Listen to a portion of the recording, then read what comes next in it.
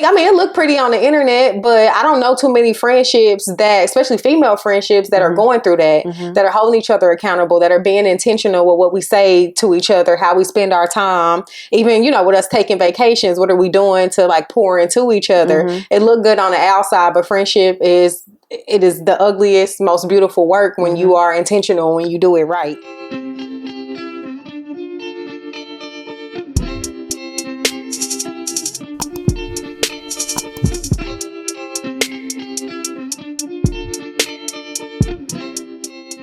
Thank you so much for tuning in to another episode of Let It Be the Podcast. I'm your host, Fergie, and today I have such a special guest with me today. This is your second time on the podcast. Second time. First time video. So thank you so much. This is my best friend, y'all. In the whole wide world. My best friend of how many years? I stopped counting. Like 20. Let's see. Like 27. Don't say that. I don't think we're that old, girl.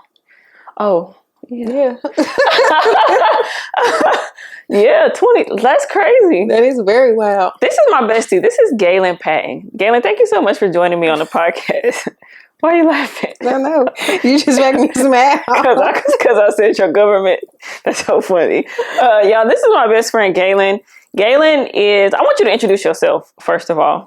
I don't want you to, because I don't want to put on what I want you to, how you want to present to the world.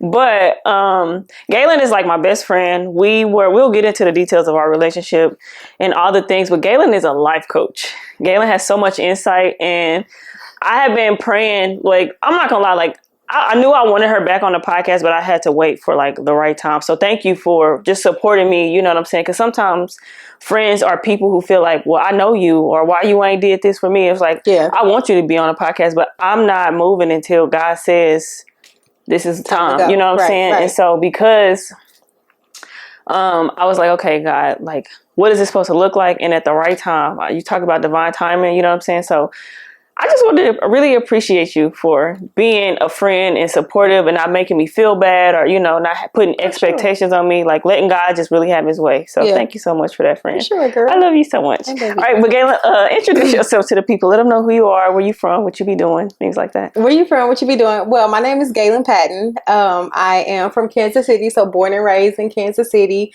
And like Bree said, I am a life coach. I am a talent professional, or AKA a recruiter. I'm an interior designer, an interior decorator. I'm a dog mom, a gym girly, Fit girly. Fit bae. Yeah. Oh, I like that. Fit bae, fit girly. I'm a super auntie, auntie mama. I don't know. I'm a friend, a daughter, somebody's best friend, somebody's sister friend. All the things. A bookworm. Oh, yeah. All the things. Everything. Gaelynn, how did we connect initially, like in the very, very beginning? Look like you got a little something right there. Oh, thank you. Yeah, how did we connect in the very beginning? It's like our love story. So, like, I was like, I'm obsessed with her, but this is just my friend, I promise. No sweetness. So I was just telling somebody this. So my mom and Bree's dad worked together before we were even thought of. They worked together and were friends, and then we came here. Me and Bree, we were babies. Like to Earth? Yeah. To Earth. Okay. And our parents were still friends. We went to the same elementary school probably until, second grade?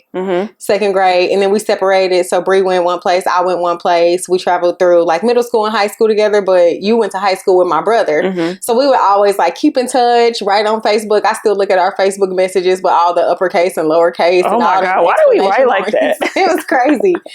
So we kept in contact, like still in high school, and then we went to college.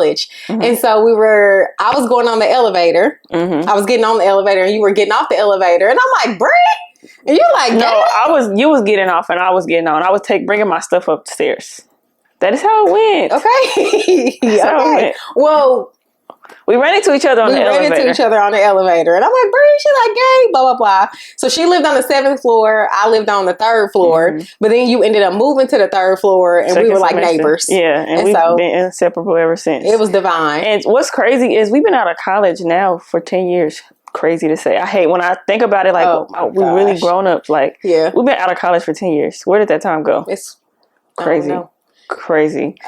Yeah, we've been inseparable ever since then. And one thing that I really appreciate about our friendship is that we've allowed each other space to grow. Yeah. You know, because like when we were kids, it was kind of like, you know, one thing. But, you know, like the things that I went through as a child, and like my childhood kind of got disrupted a little bit, which is why I ended up leaving that school. Yeah. But I just think about like how many different phases of life that we've been a part of each other's lives, you know, and been there through, like a true friend.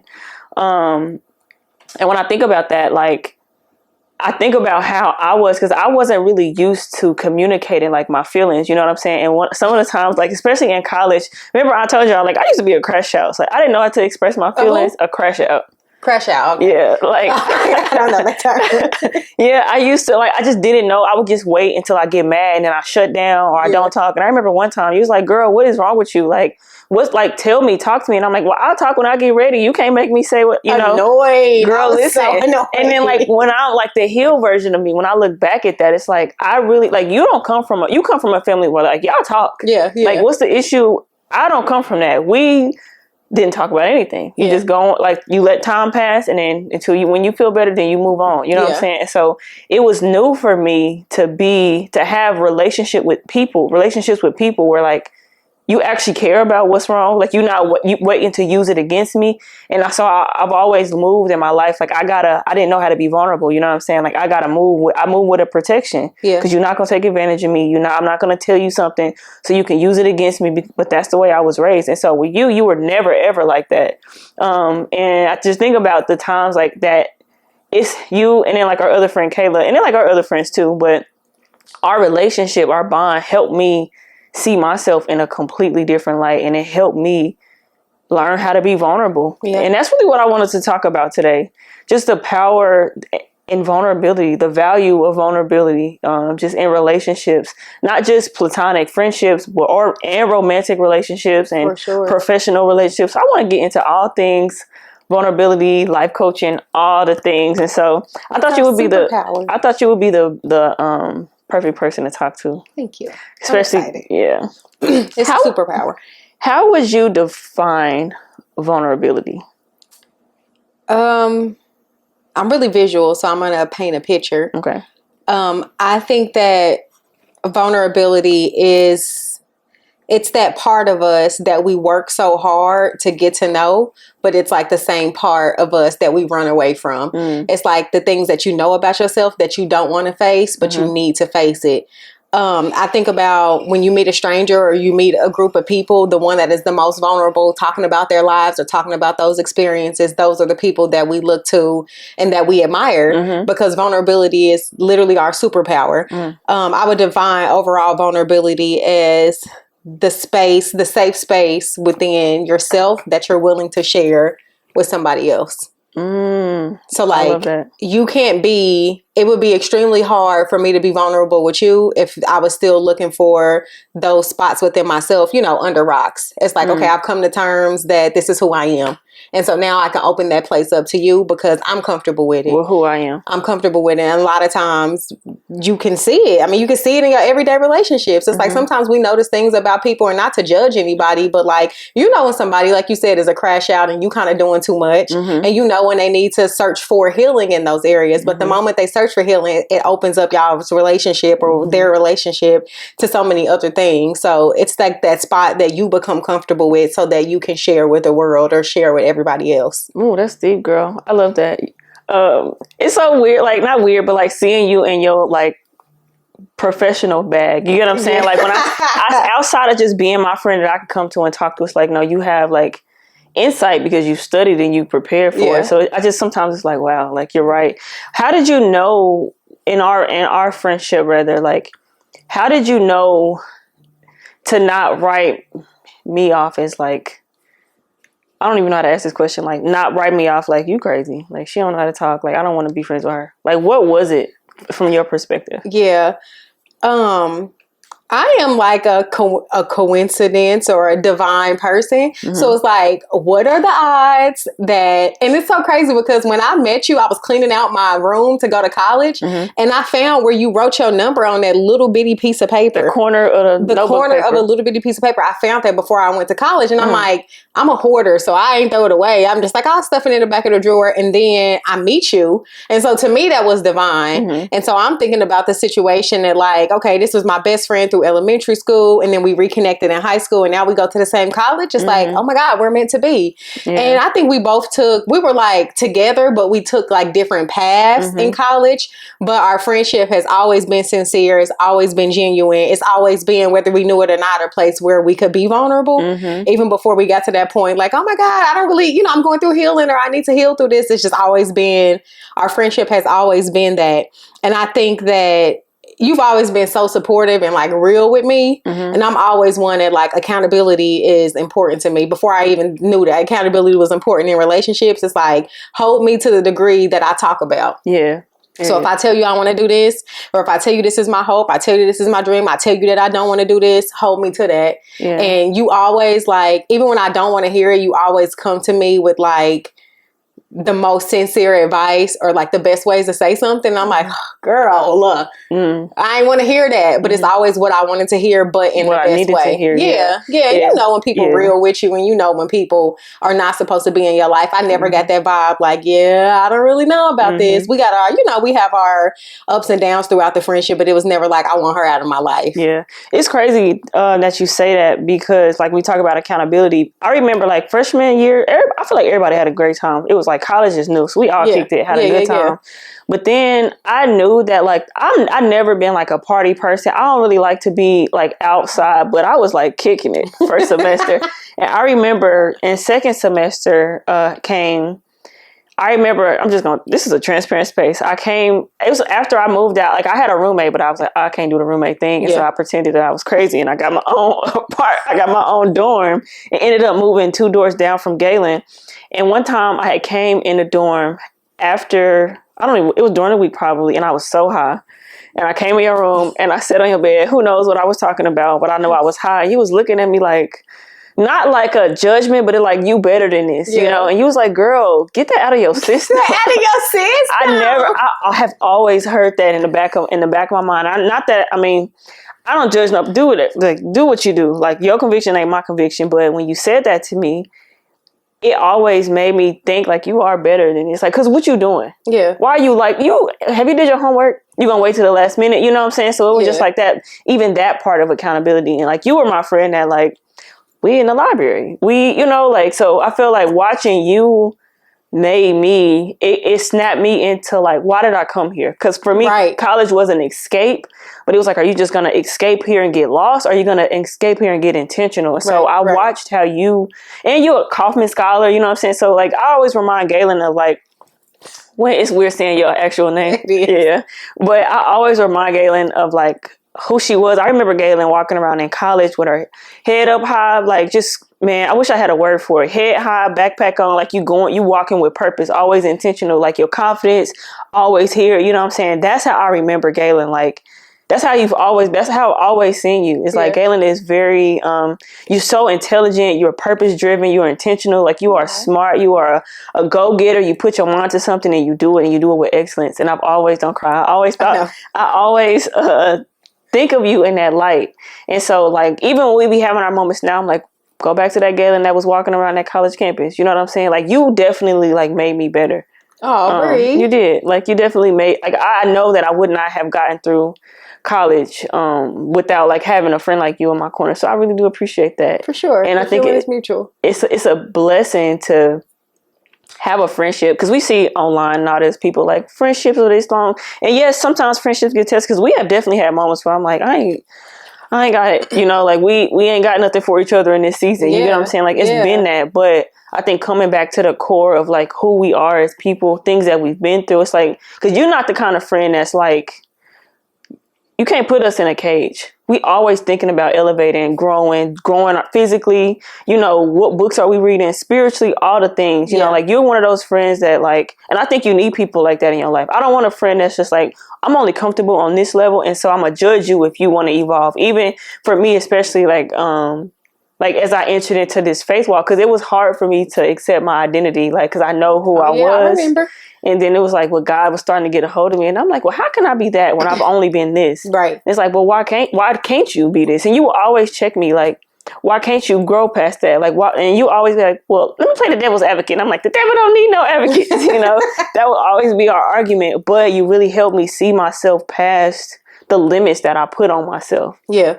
And I think in friendship that happens. And I think you got your hater friends that see you elevating, and because they don't have certain goals in their lives, they see you as competition. And then you have friends like us that's like, oh my goodness, I want you to be the biggest and best version of yourself. One thing that I would say about me and Bree's relationship is it's ugly work. It has been. And when I say ugly, not ugly in like a demeaning or derogatory term, but ugly as in like, we really have been in the trenches to make sure that we have a solid friendship and a solid sisterhood. So that means a lot of uncomfortable conversations. That means a lot of accountability, a lot of like really looking at ourselves in the mirror and then coming back and saying, friend, thank you for telling me X, Y, and Z. And I don't think, it looked pretty on the internet, but I don't know too many friendships that, especially female friendships that are going through that, that are holding each other accountable, that are being intentional with what we say to each other, how we spend our time, even, with us taking vacations, what are we doing to like pour into each other? It looked good on the outside, but friendship is the ugliest, most beautiful work when you are intentional, when you do it right. And I think that the way that we've been able to grow is through vulnerability. And like you say, talk about uncomfortable conversation. Like, who knows you better than like a friend? Like this is a person who like, because I think what the difference with like family, like you don't choose your family, right? Your family, you gotta love them regardless. No receipt for them. Yeah, like you gotta love them. Yeah. Regardless of if you want to be in their life or not, like they're your family. Yeah. But for a friendship or any relationship for that matter, like I have to choose you intentionally. Still choose to be like choose to have a friendship with you. Choose to hold you accountable. And then even it's like, well, if you want to, I'm growing. So you can stay here and get left behind, or you can grow with me. Yeah. You know what I'm saying? And not grow with me saying you got to do what I do, but you got to be a better version of you because I'm growing. You know what I'm saying? And like you talked about earlier, like sometimes it is those friends that's jealous. Like, well, we started here together and now you think you this or you better. Like you think you better. It's like, it's none of that. Yeah. But like when you get comfortable with like who you are, when you get to know who you are, I am not threatened by your success. I don't care if I am in the bottom of the bottom. Is I see my friend winning and I'm supporting you all the way. Yeah. I'm gonna speak life. And I feel like that speaks to our testament in life today. You get what I'm saying? Like, it ain't no competition. Like, I want you to win. Yeah. It's always been like that. When I was in a relationship, you weren't in a relationship. When you was in a relationship, I went in a relationship. When you were elevating your career, I was, I think, like, that's what a true friendship is. Because sincerely, when I win, you win. And when you win, I win. That's how it's supposed to be. I don't know if y'all got sisterhoods like that, but that's how it is. I don't care if when I come up, Bree come up. If I got some cereal that I really like, I'm ordering it and I'm sending it to Bree because I want you to try it. It is more than just the friendship aspect of it. It's a relationship. Yeah. And a relationship is like a flower. It's like a garden. You have to nurture it. You have to tend to it. Some days it's hot outside and you don't want to go out there, and water and tend to your garden, but you have to if you want it to grow. Why do you think it's so challenging for people to be vulnerable? In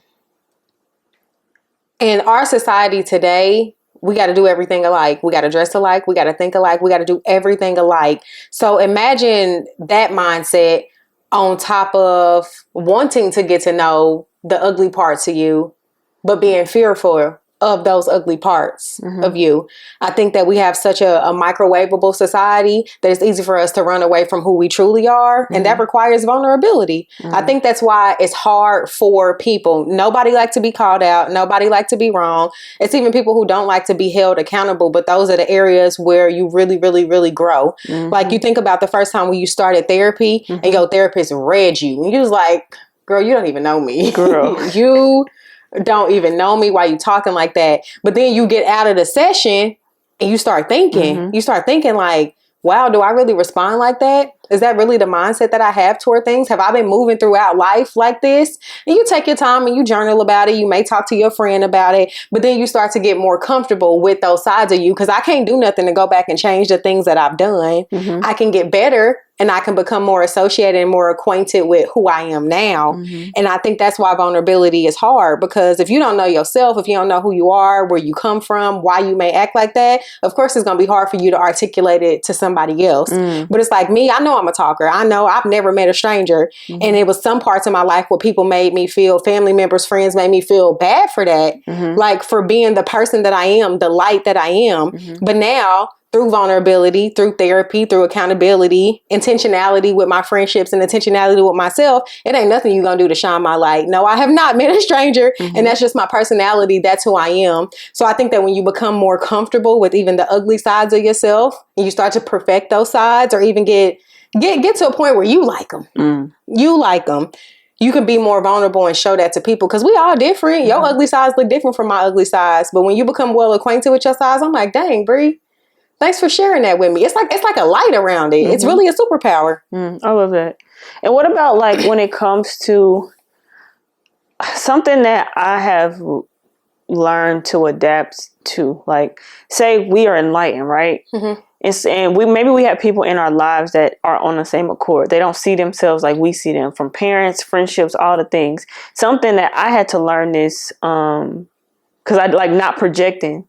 And something that my therapist honestly read me one day, because once I started to get in a groove, because therapy is very uncomfortable, especially in the beginning. Yeah, because it's like a mirror. It's like, oh, it ain't, because I don't pay her to lie to me. You know what I'm saying? I don't pay her to lie to me. So it's like doing that real work, and I start to see all those areas that are not so perfect that I thought. But then you start to work on them, right? And it's like, wow, I got this light. Everybody about to get this light. It's a muscle. Yeah, right? And so then you see it, it's like, okay, well, I've done this. Well, now I know I can talk to my mama and she gonna go and do this. I can talk to so-and-so and they're gonna go do this, and they just like reject it. Yeah. It's like, that's too much for me. Or why? And then it's like, you look at you, and I'm not saying it's particularly like my mom did this. I'm just saying in general, like when we get enlightened, or we get an experience, or we get a little bit of freedom, get a little taste of, like, oh, like I understand the goodness of God. I want everybody to get this light. It's like, you can't force that on people. How have you handled that, like your vulnerability, maybe being rejected from somebody else that, I don't know if you want to get into that, by the way. I don't know what you're talking about. No, we into it. It's exactly what this podcast is about. You got to let it be. Yeah, okay. One thing that, like, when I first got into therapy, I said, I want to learn how to control the things that I can control. I'm a spiraler, personally. I feel it in my chest, and I'm going fast. And through therapy, I've been able to maintain that spiraling, because of how big my heart is, and like just how much of a philosopher I consider myself to be. I want everybody, oh my goodness, I want you to learn this, and I want you to apply this, but I can only control the things that are within my control. So I can plant the seed and let you know that you need to develop more of a growth mindset. But if that's not what you want to do, then you can't do it. People can only meet you as far as they have met themselves. You remind me of that all the time. Oh yeah, for sure. If you haven't gotten to the point where you see your own flaws, me calling them out ain't gonna make you like them even more. But if you get to the point, like, Bree, sometimes you can be lazy. And I'm not saying that to you, but I'm like, Bree, sometimes you can be lazy. If you know that, like, dang, I'm being lazy today. When I come and say it to you, you be like, dang. You're right. You're right, G. You're right, G. I can tell you all the great things that I see in you. But if you have not come to terms with those yourself, I'm just talking for no reason. Yep. I remember you helped me prevented an argument. You don't even know this. So I was having a conversation with somebody via text, and I was like, man, why did you send me this message? And I had a response that I was gonna respond back, but then I've grown, right? So I was like, let me ask, is this response appropriate? Because I thought I was being nice. Yeah. And when I read it to you, you was like, how do you think that's going to help this conversation? And I was like, well, if the person, if they're not aware of that, you telling them is not going to make a difference. And it's just kind of like you fighting against each other, right? Yeah. So it's like, oh, well, maybe I just think you needed to know about yourself. But it's like, who am I? Yeah, that's ego. Yeah, I can't make you do that. Yeah. And I think that's kind of one of them things where it's like learning like to grow at our own pace.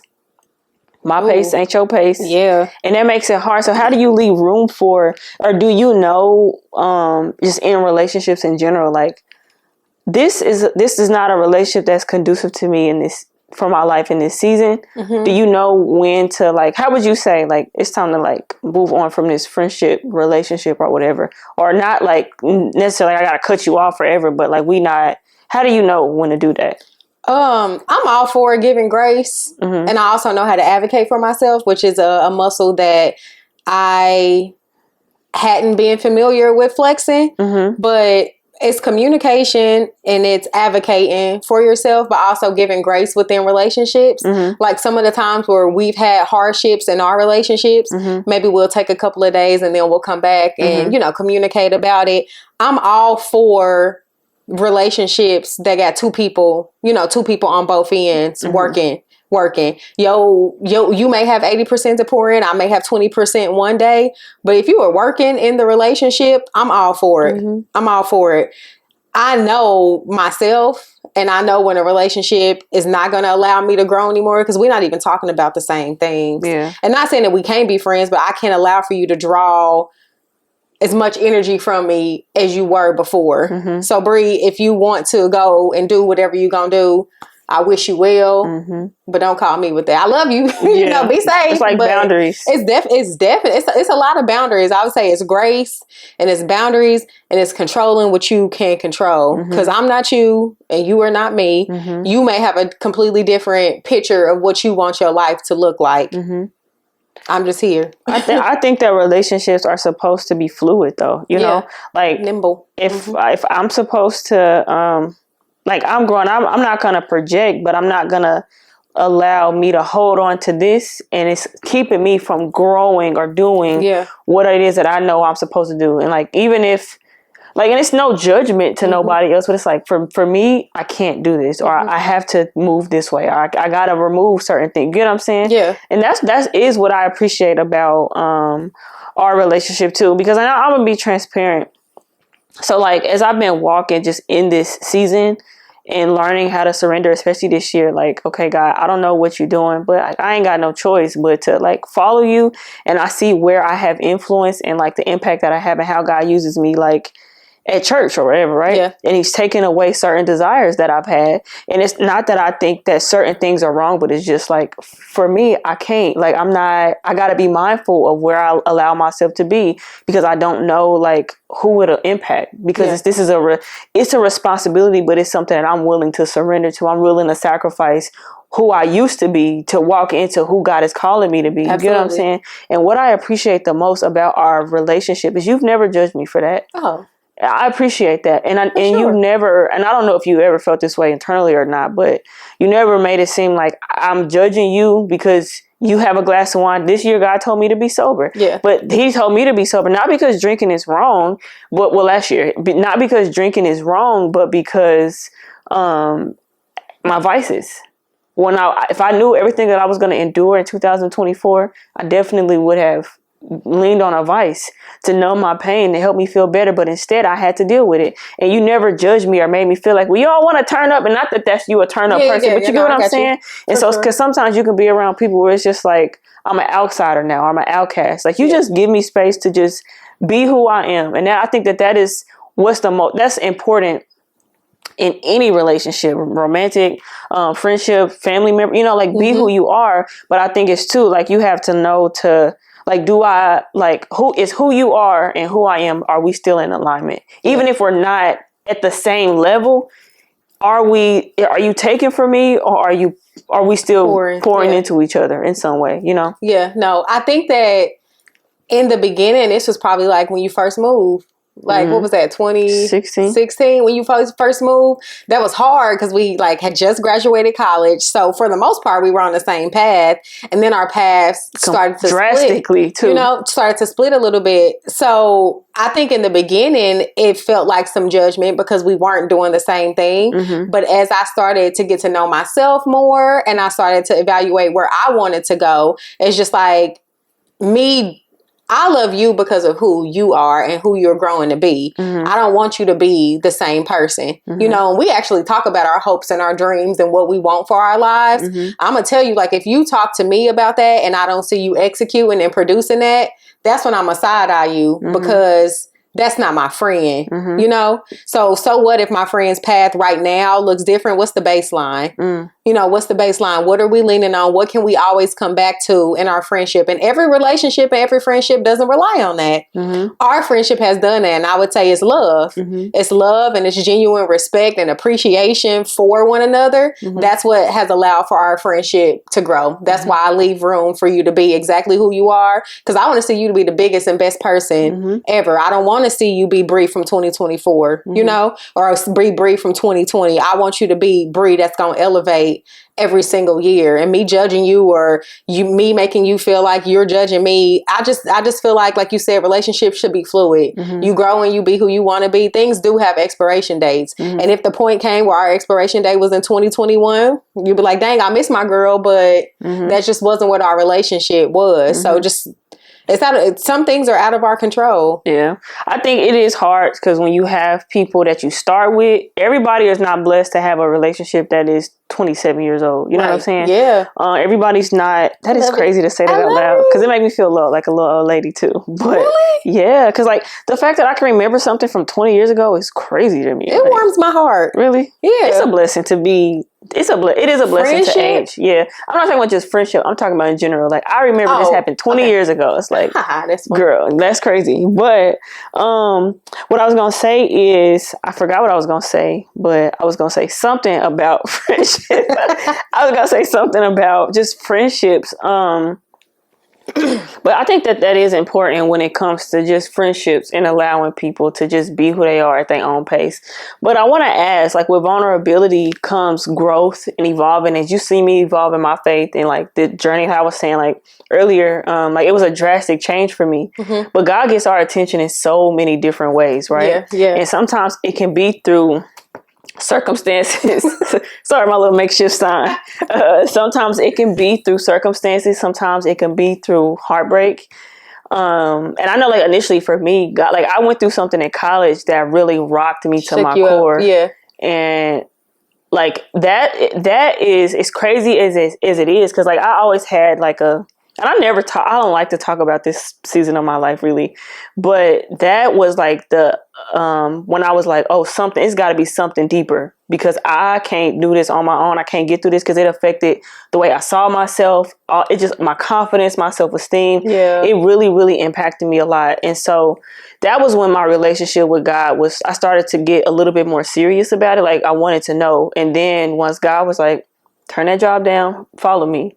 That's when it was just like, oh my God, he showed me myself. And so it changed me in my faith. So I want to know with you, has there been anything pivotal in your life and your journey that really like, what ignited your relationship with God? Like made you started to be more intentional, not just with knowledge and wisdom, but like growing in faith? Yeah.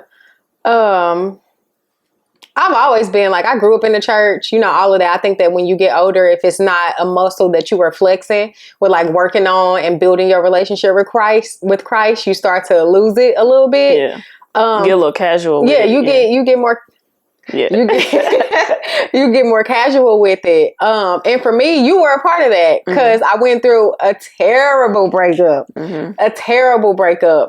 And it was like, you literally grabbed me and was like, listen here. I feel like a real friend gonna do that. You know what I'm saying? No, like a real, like sure. I can watch you, but it's like, hey.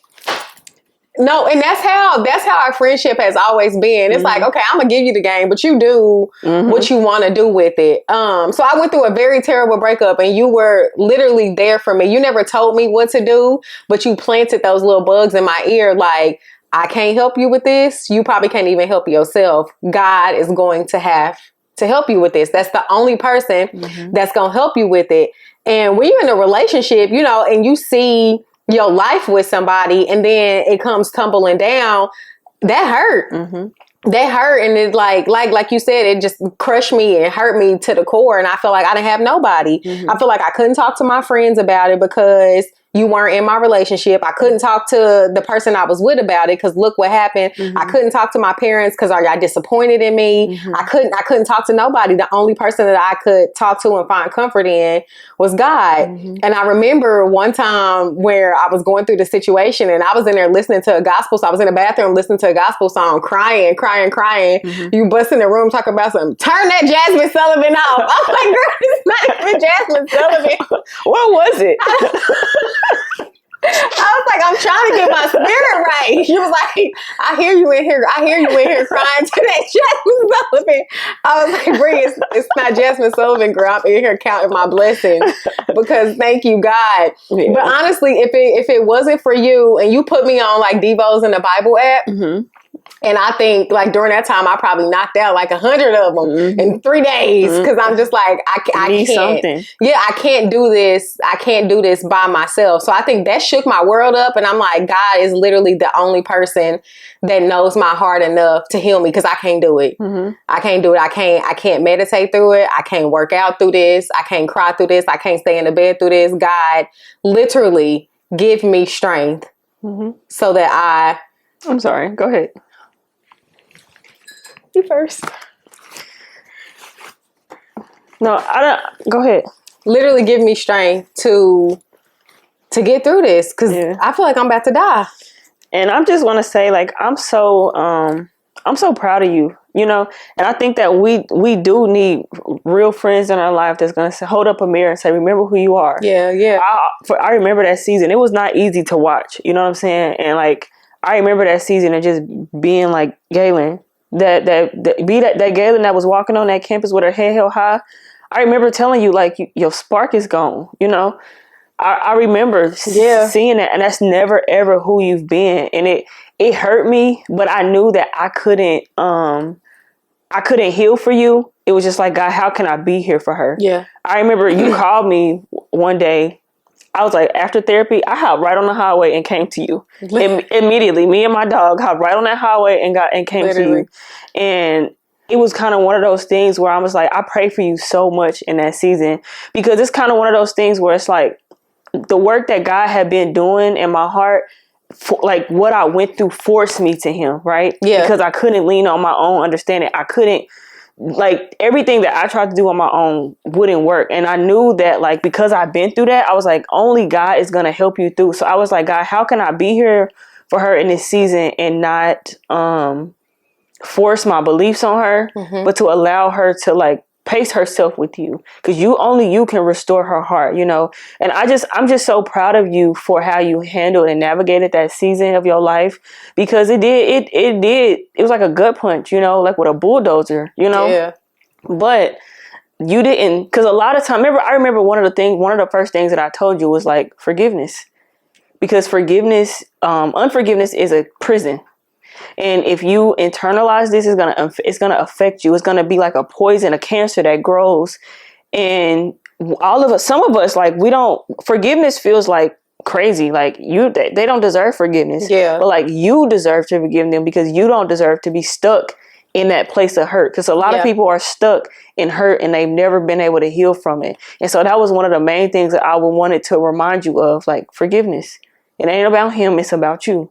You know, and I just watched how you have navigated that time and like you literally use that pain as fuel. I remember watching you hustle, like got your certification to be a life coach. And that's what I want to get into, you know, but just watching how you navigated that, like you didn't internalize that pain and stay there. You use it as fuel to grow. So I just want to tell you this, like, I am so proud of you. And I'm just so happy to see your light come back. Like you've definitely, like, you're not the same person, you're better. Yeah. You know, I think sometimes we feel like, well, I got to get back to who I was before the heartbreak or the disappointment. Like you'll never be that person again, but you'll be better if you allow yourself to be. Yeah, way better. God did a number on my heart. And that's what it is. Like a lot of times when we go through situations that shake us up or when we be disappointed or we get hurt, it's easy for us to build a wall or develop a callus around the innermost parts of us. And I knew,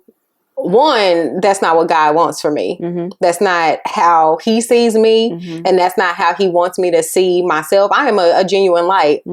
literally a star. Yeah.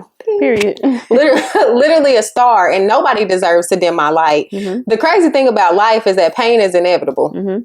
Whether you stub your toe, or you miss your Uber, or somebody hurt your feelings, or you be disappointed, it is an inevitable part of life. You're going to experience it, you know, just like change. It is inevitable. It is what we do with that pain that either makes us better or keeps us complacent. I'm sorry. I'm listening. I'm just listening to you. I'm sorry. Don't be a weirdo. No, I mean, sincerely, it's what we do with that. And I knew, like, this year I just prayed so hard for God to just renew my mind. Renew my mind, help me to stay focused on heavenly things and not worldly things. Because it's been a lot to go on in my life just in 2024, just, you know, in itself. And it's like, if I focus on what's going on here, I can't go there. That's good. If I'm stuck here, then I can't, and I'm trying to get there. That's being me. I set a goal. I'm a goal setter and a goal achiever. So I got to get there. And in order for me to get there, then you can't stay here, you know? I love that. I'm so proud of you, friend. Thank you, girl. And so tell me how growing from that and then deciding, like, I'm finna really go after what I know that, like, I'm gifted in. We talk about purpose all the time. We always talking about, like, what's my call? What's my purpose? Because I don't think that purpose is just one thing. Yeah. We are purpose exactly where we are, doing exactly what we're doing at that time. But for you, how did you know life coaching was something that you wanted to pursue? I've always been that person to, like, just make sense of stuff for people. So it's like ABC 1, 2, 3, blah, blah, blah, blah. I'm like alphabets, you know? I've always just been that person to make sense of things. And for some reason, like, when I say I've never met a stranger, that's just not like high and by.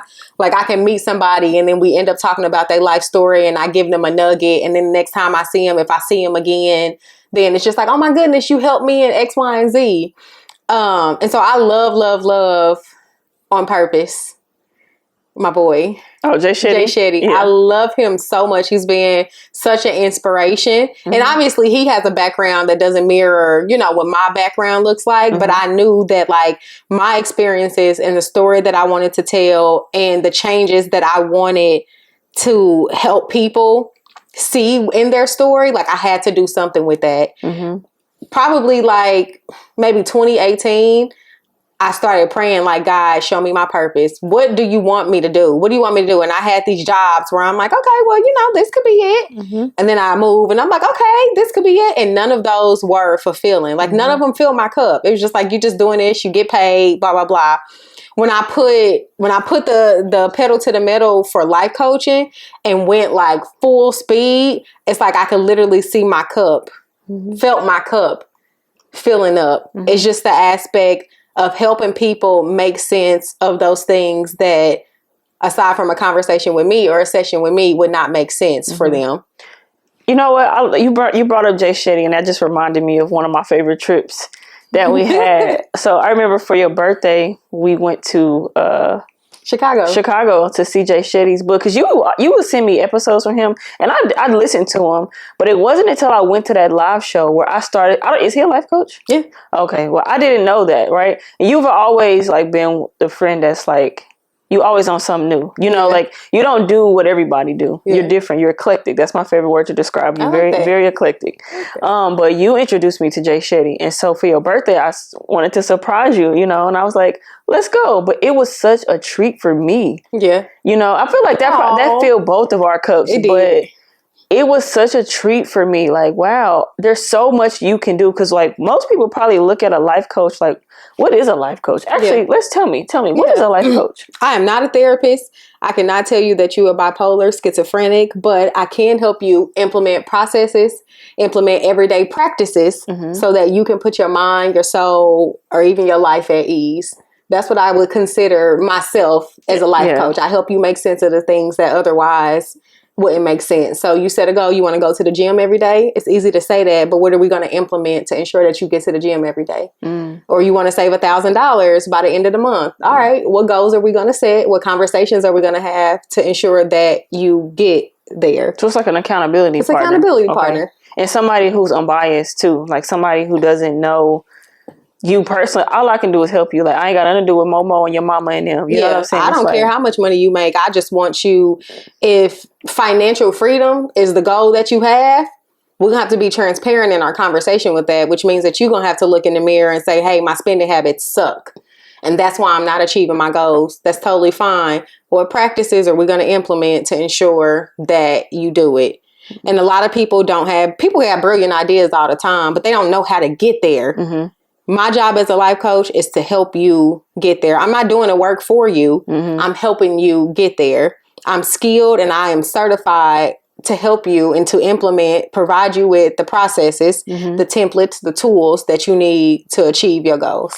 When you were little, we're going backwards because normally I asked this question in the beginning, but when you were little, did you see this for yourself? Did you see like, this is what I want to do when I grow up?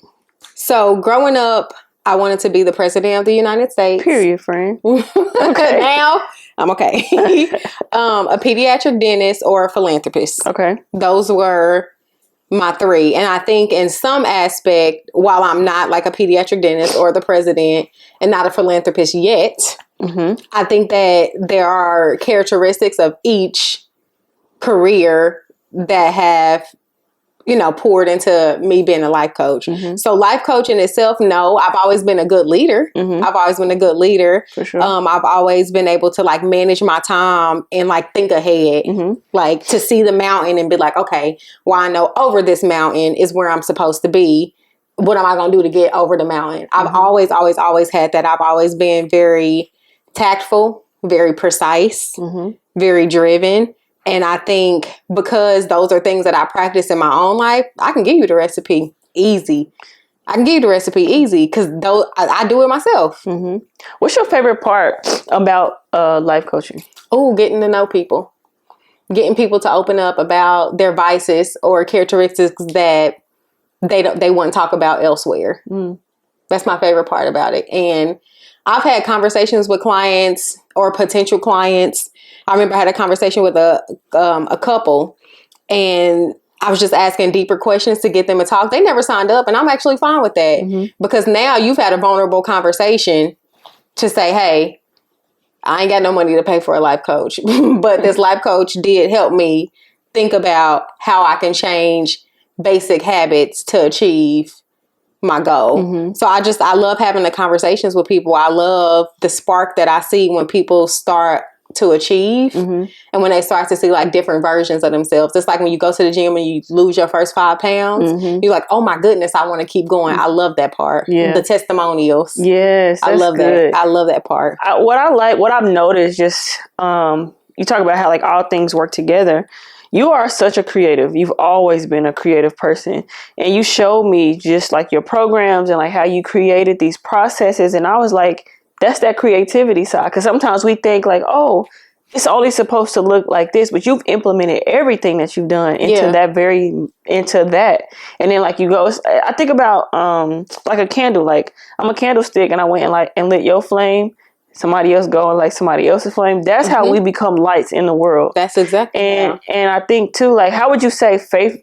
How would you say faith ties into that for you, like life coaching? Because do you always? I feel like it's one of those things. Like I don't really know if this is gonna work, but I want to try and see. I think that one prayer that I had at the beginning of 2024 was help me to use my gifts, Lord, mm-hmm. to pour into the kingdom. Mm.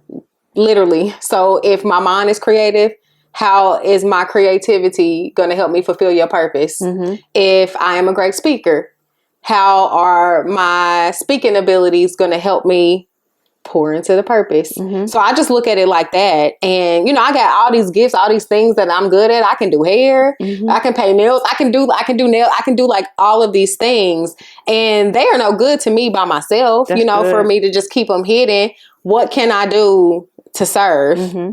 You know, remember in college when I used to do y'all nails on Thursdays? Yeah. They paid me nothing. And my hair too. Literally. And I never looked for like a handout for that. I never looked for my friends to be like, oh my God, I'm going to get you pizza. For me, it was like spending time, and it was flexing that creative muscle. So like, y'all don't even know that, but that stuff like that kept me sane, you know, for me to be able to say, you know, my friends are coming over today. I'm going to set up my little station on the floor. I'm going to do their nails. So just making sure that the gifts that I have, one, honing my gifts and making sure that my gifts are not wasted. Like I'm not wasting them. Yeah. And two, you don't always have to make money off of your gift. You know how I feel about Listen, that. you don't, and I think that people who be like, oh, I'm good at this. Follow me, hit me up if you want. Sure. It's like, wait a second. Do you do this because you enjoy it? Because I was talking about this on another episode previously.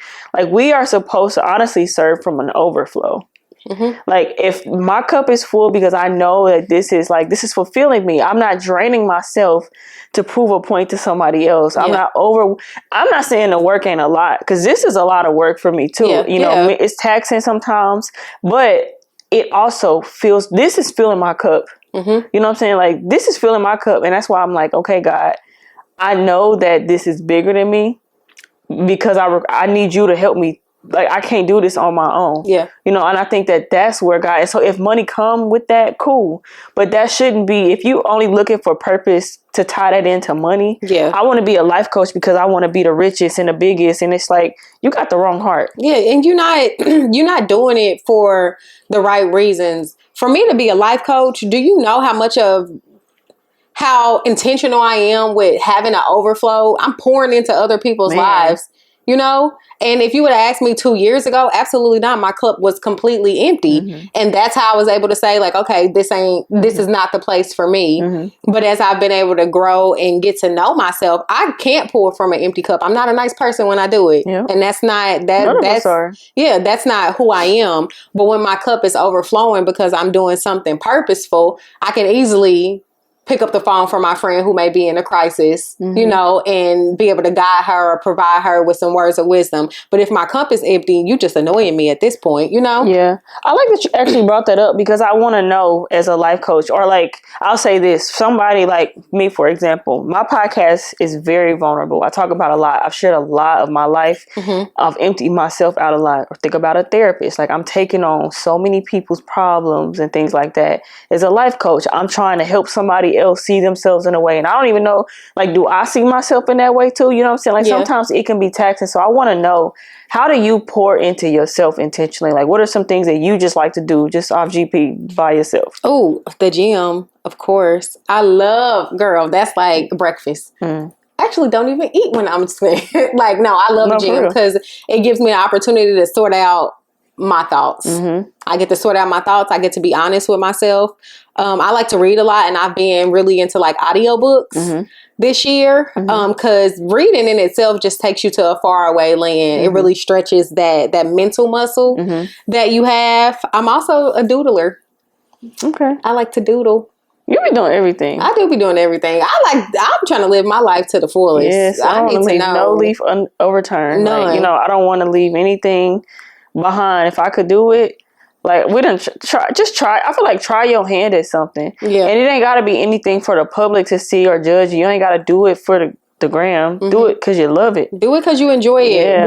One, I guess, tactic that I suggest for clients who want to see, like, who want to live their life to the fullest is, I'm a person that, like, I break everything down in quarters. Because at least give yourself time to do it. And so I tell clients, like, try something each quarter. Try something new each quarter. So learn how to play the piano one quarter.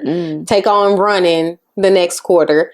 Read intentionally this quarter, play chess for this quarter, because at least you are flexing different type of muscles and you're seeing different versions of yourself. Yeah. I could spend a year, honing my craft, and I'm a jack of all trades is what I would consider myself. So if I'm out in the wilderness, a bear is going down. Okay. For real, I'm gonna figure it out. But I think that you only develop that mentality when you challenge yourself to do various things. Mm-hmm. You challenge your thinking, you challenge your heart. You know, get active somewhere, and not just like physically active. Go serve somewhere. You've never done that before, but you're a shy person. Just jump in there, like do it. Do it scared too. Do it. That's my favorite. Listen, even if you don't know. Because that I think that has been one of the biggest things that's helped me get out of my shell, and it's helped me be a lot more vulnerable, is to do something that I've never done before. And then it's kind of one of those things, I don't know why, just as people, we feel like, I can't let them know that I don't know what I'm doing. I gotta have it together because I'm just like, who said that? Yeah. Who said that? That's an aspect of vulnerability too, because we don't know it all. Mm-hmm. And now it's so much information in the world. You don't know it all. I appreciate a person that tells me that they don't know it than a person that tries to act like they do, because that's vulnerable for you to say, I don't even know what you're talking about. Can you tell me a little bit more about it? And now it went from depleting to pouring. Mm-hmm. It went from depleting to really opening yourself up. You know, you were shy, or you were scared about not knowing, and now you learn something. So you can pass that knowledge on to somebody else. Mm-hmm. And you even show somebody else that it's okay that you don't know the answer. Mm-hmm. How would you say vulnerability has impacted you the most? I want to know personally and professionally. I would go professionally first.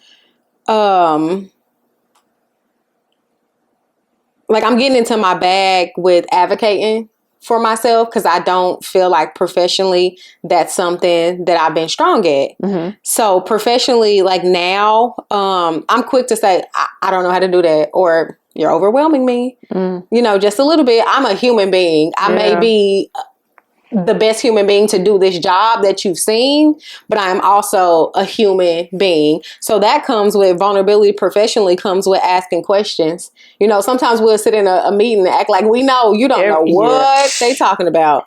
You don't know what they talking about. So asking questions, presenting yourself as human. I think that in our culture, it's like when you go to work, it's just work. Yep. You don't build any type of relationships outside of that. And for the longest time, that was the depiction that I had about like a professional career. Mm-hmm. And now through vulnerability, I'm able to say like, hey, if it's one person that I click with at work, I'm willing to talk to them a little bit more about my personal life, because who's to say that this conversation about my personal life may not create a deeper connection. It may be an opportunity for me to network. I may inspire them in some type of way, but if I come to work like a Grinch, thinking that I know everything, or thinking that, you know, these relationships don't matter, I'm just sincerely shutting myself off to the fullest potential. I just think of like life is like a balloon. And when you blow into a balloon, it expands. Now, it may take all of your breath, but I think that life deserves everything. You see a balloon that's deflated or a balloon that's been sitting for a long time, and it just... No movement at all. So... You know what? I learned something from you professionally with that, because the way that I was taught, and you think about like the older generation, they are just taught to survive. Yeah. Ain't nobody, you ain't my friend. But I'm like, we are not on a plantation anymore. Like, eyes free. I don't, maybe I shouldn't have said that, but eyes free now. And I don't want to live my life feeling like a robot, thinking that everybody is against me. Yeah. And I did for a long time. So it was hard for me to be vulnerable at work.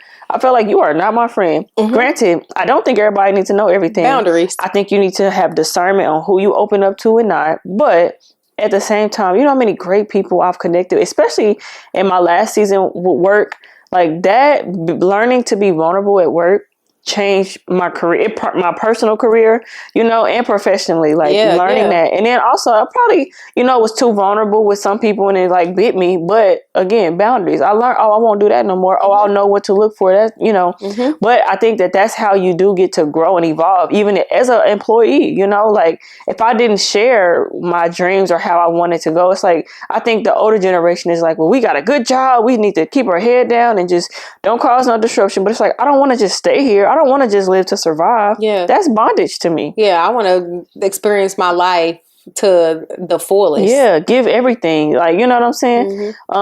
Like you said, like life should be experienced to the fullest. And so I think you should like like, even if it's not everybody, it ain't one person at your job, one person or at your organization that can help you, because you might be feeling like, dang, I really want to do this, or I really got this idea, but somebody else could have the answer, and you would never know if you didn't open up. You would never know. And the truth of the matter is, we need each other as people. We need accountability partners. You need somebody, a stranger, just to talk to sometimes. Mm-hmm. And sometimes, they laugh at me because I know everybody in this apartment complex. Mm-hmm. I know everybody here. But that attitude, my attitude toward community mm-hmm. and relationships, like, it's been pivotal in my pursuit of happiness. Mm. It has been pivotal. I don't know these people, but I'm going to say, hey, how you doing? Mm-hmm. And I think, the dog helps. Yeah. But I don't know these people. I'm going to say, hey, how you doing? I've created so many relationships this year. Mm-hmm. This year, just from being myself. Yep. 2024. Yeah, 2024. Mm-hmm. Just from being who I am, mm-hmm. being the light that I am. And I think that if I would have latched on to what other people thought about me, I wouldn't, my cup wouldn't be full. Yep. My cup would not be full. Getting to know people, meeting people, hearing their stories, providing advice, getting advice, that fills my cup. Yeah. That makes me feel good. Mm-hmm. You never know how you going to impact somebody. So I'm the person that's like, if I like your hair, I'm going to tell you I like your hair. Mm-hmm. If I like your shoes, I'm going to tell you that I like it. And you don't know how that can change the trajectory of somebody's life, mm-hmm. of somebody's day. We are like so hung up on weirdo, you're being weird, or mm-hmm. you're doing too much. But like, that's who I am, and that fills my cup. If all of us was supposed to be the same, the world would be so boring. It would be it's getting boring. Yeah, because everybody want to be like each other. Yeah. Like, be yourself, embrace. I was just talking to you earlier about just somebody that's different. And it's like, I don't even care that that's what you like. Enjoy it. Be different. Show me something new. You get what I'm saying? Yeah. It's just like, I think that we do need to get back to that as a society. And that's why I've tried to be very intentional and transparent about, even with my journey, it is not perfect. You see this makeshift sign here? You know what I'm saying? Like, so what if it's not? Like, I just learned that being my authentic self and not pretending to portray like, hey, I got it all together. Like, no, I'm gonna be a little vulnerable. Yeah. I don't know what I'm doing all the time. Yeah. I'm learning as I grow, That's how you attract the right people. So like, if I was pretending to be somebody that I wasn't, when I go home at night and I attract all these people, I'm like, I don't really even like, that's not really what I want, because that's not who I am. Mm-hmm. Being who you are, walking in your truth, walking in your purpose, you are going to inevitably attract the people, places, things, opportunities that you are supposed to, because you are authentic and real with yourself. Mm-hmm. And for anybody that may be struggling with that may be in question of who they are, take the time to get to know who you are, because then can't nobody tell you who you were supposed to be. Mm-hmm. Nobody can tell you who you're supposed to be. You know who you are in Christ, and that's going to be able to help you achieve those goals, reach your dreams, and just be a decent human being. Mm-hmm. I think that like now in society, it is very microwavable, and people like they want us to be the same. And you think about the people that are who are outsiders or the black sheep. Sometimes they looked at as like, I don't really know. Yeah. But I saw this girl, I was driving, and she had her headphones on, and she was just walking across the street dancing. A rainbow lit up inside of me, because I was like, oh my God, look at her. Just like, I just love people being themselves, mm-hmm. who don't care about, what other people may think. Like, do you, mm-hmm. do you, that's how you attract what is specifically for you, mm-hmm. and not what's supposed to be for the world. Yep. And you know what? It's like when people pretend to be a certain way, or they put on this persona, I'm this way. Yeah. And you attract those people who you attracted those people in character. It's a disservice to yourself. Oh, I know. Yeah. And it's a disservice to yourself. So then it's like, now you feel like the little person that's in a closet, and you feel like nobody sees me, nobody loves me, because you created this persona, and that's not even who you really are. That's not who you are. You did that because you thought that people would accept you more, or uh-huh. like this who you had to be, instead of just being who you are. So now you exhausted to keep up this persona, to keep these friends, to keep this lifestyle. Mm-hmm. And it's like, that is bondage. I'd rather be broke with people that I love than to be rich and famous in a mansion with people who don't even know me. Yeah. Don't even care about me. Yeah. But everything now just has to be publicized. I just personally, I think it's weird. Because you kind of touched on it a little bit about like, even if it's something that you enjoy doing, people always want to make money or they, want to put it on the internet. I think that draws the joy from it. I go to the gym because I sincerely love going to the gym. I'm going to tell you, I can't be a content creator. I can't. I don't care. I literally just want to go to the gym. I record my videos, but I'm not like copy and pasting, moving it. I'm not doing that personally. It's something that I do that fills my cup. And I'm not a trainer. I can't help you. Yep.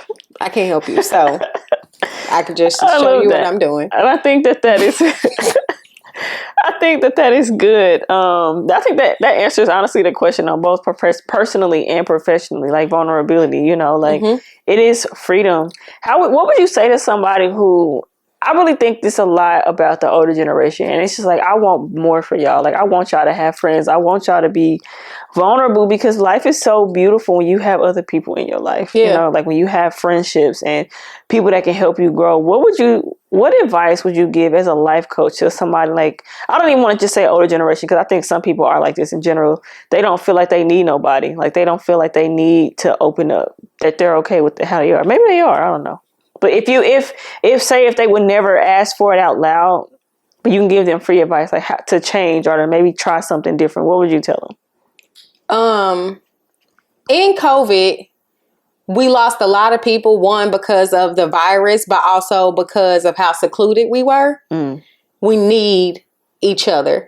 Have you ever been by yourself when you've been sick and the moment you see a friend, you light you up? I kind of feel a little better now. I see my girl. Life is not meant to be lived alone. You need that energy. I was watching a documentary on Netflix, and in Okinawa, a lot of their people live to be 100+ years old. One because in China or Asia? Okay. One because of what they eat. Like Japan, a blue zone? Actually. Yeah. Okay. One because of what they eat, and two because of their community and the people that they have around them. When one significant other dies and then the next one dies after that, that's heartbreak because they are used to being with each other. We need each other. Try your life by yourself, and then that's what the advice I would give. Try your life by yourself, and then try your life with a community and see how much more fulfilling it is. And that's not even just physical. That's like mental, emotional, that's spiritual, how we can pour into each other, how you poured into me spiritually, just how much more fulfilling life can be with other people. It's weird to me when the kids be like, I don't have no friends. I don't need nobody. That's weird. I do. Yeah, we do. We need each other. We need each other to stay alive. If we didn't need people, I think that we would. Also, I think it's enough stars for everybody to be by themselves. We would just live life alone, but that's not how God intended us to be. Adam would have just been by himself. Yeah. Nothing in the garden, nothing with him. Yeah. He would just been by himself. That's not how God intended us to live. Yeah.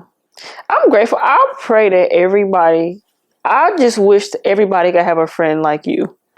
Really? Like, I really do. I really do. Somebody who, like, who you are is who you are. And you don't judge nobody for being who they are. You are a light. I always tell you that. And I never, ever want to see you lose your spark again. Like, I'm not. Yeah, like, you are a light. You illuminate every room that you're in, whether professionally, just in small circles. Like, I see how you carry people. I see how you care for your little puppy. Like, you make me better. And I love you. And I just want to say that and let the world know, because I talk about you all the time on my podcast. Really? They're like, who is this girl? Yeah, like, so I love you too. And I appreciate you. And like, you definitely like carry me through some of my darkest moments. Like, I know I'm the most vulnerable with you, you've seen, like, before this, before I ever thought that I would be this version of myself, you saw the most ugly parts of me, and you never judged me for it. You just helped me become better. So I thank you for that. Hall. Girl. In Wells Hall recording. Oh God. And now I don't know. It's a full circle moment when you get to see, like, when you talk about hopes and dreams with a friend and then you see it come to fruition, you like, It's not even like, I love that I've been able to be a part of your journey, but I love that like you authentically have been a part of your journey. Like you literally have placed your feet in the mud and walked through every single step, even when it was hard. And that's admirable, because you could have easily just literally copy and paste it, you know, or took the shortcut or did what somebody else was doing, but you like made a lane for yourself. You've been obedient. You've been obedient, girl. You have been obedient. And now you see the fruits. Yeah. And even if the fruits are a full cup, a cup that's overflowing, a cup that says, when I call you, do you have the capacity for me right now? You ain't got to lie. You know, and not that you're a liar, but I think that because of the friendship that we have, it's just like, yeah, girl, I got you. Like, you don't have to do that no more. You can say, hey, I do have the capacity to talk to you, or no, I don't have the capacity, because that's been a thing in our friendship. Just being able to say no, and the other party being okay with it, but being able to articulate, hey, I don't have the capacity for that, or no, I'm not doing this. And then the other party being okay with that. So you've inspired me too. Thank you so much for that. And you said something that reminded me of something. Why are you laughing? I was just thinking, I think Okinawa is in Japan. It's not China. I'm sorry. I have to say that. I just had to. I'm sorry. Girl, I ain't never even heard of that before. So you could have said it was in London. Yeah. Euro. But no, but you said something that reminded me that I just wanted to really make a point. I think that when you have people in your life, you got to know that they are not your enemy. Yes. Like, I think that that's the most important part about vulnerability and growing in friendships and relationships. It's like, I choose to be here. That means I'm not your enemy. So you don't, like, I know if I say something to you, you know that it's not coming from a place of envy, a place of jealousy. Like, I don't want what you got. I want you to be the best at what you got, at what you have. You know what I'm saying? So if I say something, if I see something, it's like, hey, G, why you ain't go to the gym, or why you doing, you know, it's like, I know you could be better, and you do the same thing for me. And I think that that's the safest security that you can have in any relationship. Just knowing and understanding, like, even if I say something that hurts your feelings, know that it is not coming from a place of malice. Yeah, it's no malice in my heart for you. It's like pure love. I think that is, for me, has what has allowed me to be vulnerable, because I come, like, my upbringing, you know, the things that I've been through. So I've always been guarded. Like, I don't trust anything. But like, having a friend like you, having a friend like Kayla, like, it really has, y'all helped me in my developmental stages. Like, oh, y'all not against me. Oh, you do just love me. You know, I'm a little crazy, but like, you ain't gonna leave me out in the cold. Like, I know that I can depend on you for whatever, because I know, like, you genuinely love me, you know, like, and you're not going to say nothing to me to hurt me. Even if it's something that I don't want to hear, you know, it's coming from a place of, like, love. You get what I'm saying? Yeah. I think that's what makes a relationship safe. And I think they have to be built on love. Our relationship is not about what you can do for me and what I can do for you. It's never, ever, ever. It's never been about that. And I don't know if God was just like, okay, I'm about to put these two little girls on earth together at the same time. But it's always been about love. It's always because I love you. Remember I used to tell you that? I am your friend. Girl, let me tell y'all something really quick. So we used to argue, and it's so stupid to argue about this, but now that I think about this, but when we would get into it, this is like still young and like probably in college, right? Yeah. And like, she would say stuff to me like, well, I said I'm your friend. It's like, well, why are you saying that? We would argue about that, because I'm like, why are you telling me that you're my friend? Like, I know that. Or do you not know that? Or like, you feel like, that's how I internalize it. Like, you telling me that because you letting me know it's optional or something. Yeah. That's how I used to feel. And you're just like, no, I'm just reminding you that. Yeah. And it's like, it used to be like situations like, well, you know, Brie, I'm your friend. I'm here for you if you want to talk about it, blah, blah, blah. And you'd be like, I know you my friend. You don't have to keep telling me you're my friend. I'm over here like, crash out. Yeah, like, what is she doing? But that aspect of our friendship allow for me to understand your truth a little bit more, and allow for you to understand my truth a little bit more, because I come from a family where friendship is the top layer or the core. Friendship is the core of it. So before you are my best friend, before you are a Bearcat, like, I love you. I love you. You are my friend. So I'm here for you if you want to talk about it. But you thought that I was saying it as it being optional. And I'm like, no, not even. It's not optional. Like, I'm really here for you. I'm happy that took place. And in the midst of it, I'm just like, hey, this girl crazy. I don't even know. This girl is crazy. But I look back on our friendship now, and it's like those things needed to happen. Because now I value, and I don't feel the need to tell you that anymore because you know. Yeah. That's our dogs. It's okay. Because you know that I am your friend. You know that I have your best interest at heart. You know that nothing that I say is coming from a malicious place. You know that I want to see you win. But until you get comfortable with the fact that you deserve a friend that's going to be there for you like that, of course you're going to push it away. Because why? And I think that more so it was because I needed healing. Yeah. And I needed to heal for myself. So I couldn't accept a friend like that because I didn't think I deserved it. Yeah. But it's because and not that I deserved it because I wasn't worthy, but because I never had it. And so it's like, well, I never had it means I don't deserve it. So why are you telling me this? Because you're just going to take it away from me anyway. But that's trauma, you know what I'm saying? And so it wasn't until I started to like do that inner work that I could accept I'm your friend. Remember, like you ain't in this alone. I'm here. Yeah, and that's merely what it was, just a reminder. Because like I knew, and you would tell us that all the time. Like I didn't have friends that did this, and I'm like, well, you got them now. Like get used to it. Like you got them now. That was just so new to me. Like, it was, and I think that if I was anybody else, and it wasn't conditional. It wasn't conditional. Like if I was, for sure, if I was anybody else, the attitude that you had toward friendship, which was opposing, it was different than mine, that would have pushed me away. But I'm like, for me, it was just an opportunity to love on you even more. You gonna love me. Insert Money Long. What's her song? Nobody knows me like you. Literally facts. that. Yeah. That's exactly. What was I gonna say? What would you say? So you talked about we talk about love being at the center of our relationship, and for some reason, I think it's still love, but it's something other than that. What else in our friendship makes you comfortable with expressing your hopes and your dreams with me? With saying like, hey, I know when I don't have nothing, I got my friend. Yeah. No gay, but God. It's really God. And it wasn't like,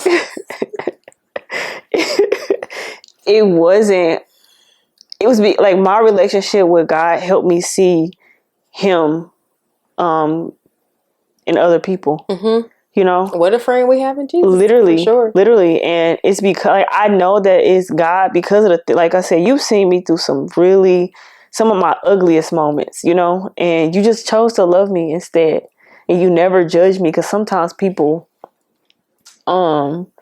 see you and cast you off, or like, my story, my trauma, and it's just like, I don't got time for this. But you just showed me the love of God before I really even understood that. And I feel like that's what something like, this is so gay, but like, it's like in a marriage, like I imagine that's what it feels like to have a true friend. Yeah. Like we have all that aside of romance. Like I don't want to kiss you or nothing like that. Yeah, but it's like, I feel like this is what a marriage should be founded on: friendship. Like through the ups, the downs, the uglies. Like, I don't agree with what you're doing in this season, but I'm gonna love you. I'm gonna pray for you. I hope that, eventually you'll come around. But no, I know you. I know who you are, who God made you to be. And so it's like, I know no matter what, Gaelynn gonna always be like where she's supposed to be. Even if she veer off, she gonna come back. Even if I veer off, but I think that it's the God in us that's allowed us to sustain this long and to continue to grow. Yeah. And I don't really see it ever being no other kind of way. At all. I think about our friendship and how it's being, nobody would know though, or how it's being, because it's like, I don't care if I'm mad at you, I'm still supporting you. Yep. I don't care if we don't see eye to eye, I'm still showing up. Like when you draw the essay, you probably thinking in the back of your mind, like, I don't like the decisions that you've been making throughout this journey, but you need me right now, and I'm a be there. And that's what friendship is about. Like, I understand that I'm not going to win every single time. And not that it's a game or a battle, but like, I'm not going to take the dub every single time. Sometimes I'm going to have to take the back seat because it's my girl time to shine. So this is the perfect time where I was going to take. Oh, God. I didn't know where you was going with that. I see your eyes like, no, but that's what friendship is about. It's like, it really is a give and take. You can't just be a taker. You can't just be a giver. In a relationship, it has to be give and take, but you have to be comfortable enough to give, even sometimes when you don't have it, and take even when it's hard for you to take. All right, my bad, y'all. Our camera died. But Gaelynn, thank you so much for joining me on this episode. I loved being able to like reflect on our friendship, to see how much we've grown. And I really hope that it has been an inspiration to other people that's watching that doesn't have a friend, or maybe like they haven't dug into the levels of friendship, you know, that we have. I hope that our conversation has been an insight for them. But I do have one more question before we get out of here. Yeah. So Let It Be, the podcast, has a playlist. So in this playlist, it's pretty much like a pick-me-up bank. And it ain't nothing like rah-rah ratchet in there, but it's really like an inspirational playlist that I have that people can go to pull from, you know, like, so because I know you're a music, like you got the music down, but you're a music enthusiast is what I say. But if you could name 3 songs that you listen to, that you think about when you need to be encouraged, when you need to be inspired or be reminded of who you are, could you give us up to 3 songs that I could add to Let It Be the playlist? Oh, let's see. Trust God by Elevation Worship. Okay. That's my song. I know every single word of it, and it just enlightens my spirits. Dang, Bree, you put me on the spot. I know. I don't like to include this because I don't want people to think about it too much. I want it to be something that like, dang, what do I listen to? Oh, this is what I've been listening to lately, or because I know it changes in seasons, you know, but like, and if you ain't got 3, it's okay. Some of them don't have words. Okay. It's just like, can I look on my phone? Yeah. Okay. Bonnie M, Sunny.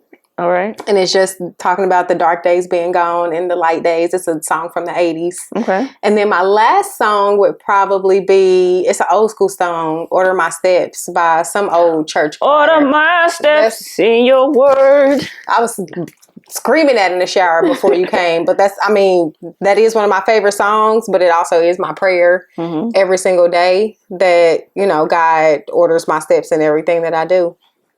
Okay. Well, thank you so much. I'm going to add them to the podcast. I'm sorry. My camera died and then our dogs came and hopped up in our lap. They're actually brothers, by the way. Yep. Brody and Omri. But how can people support you? How can people get plugged in with like Gaelynn as a life coach, or if they want to follow you, how can people support you? Yeah, follow me on Instagram at Coach Gay. The link to my website is also there where you can schedule a complimentary consultation and we can just merely talk about what it is, goals that you want to achieve, struggles that you may have, or if you just want to have a conversation, we can do that. But most definitely the website is where you can visit. You can always DM me for any additional questions. But I think more importantly, just become one with what it is that you want to achieve, and then reach out to your favorite life coach and I can help you. Period. Okay. And I'll make sure I have the link and everything posted below. But thank you so much for tuning in to another episode of Let It Be the podcast with my bestie. But you can follow me on social media at Bree Fergie. You can follow Let It Be the podcast at Let It Be Pod. And if you're listening, y'all, I think this is a good episode. Tune in, watch it. And I'll have the link provided below. But this has been such a pleasure. I love just being able to reflect and just to see the growth and to see us in this new light. And I'm excited for what the rest of 2025 is going to be, you know, to see both of us continue to grow and walking in our purpose and just challenging ourselves, stretching in ourselves, you know, and just being open to new relationships and all the things. But thank you so much for tuning in. I pray that it has been a blessing, and I will see y'all next time. Thank you for having me. Of course. Thank you.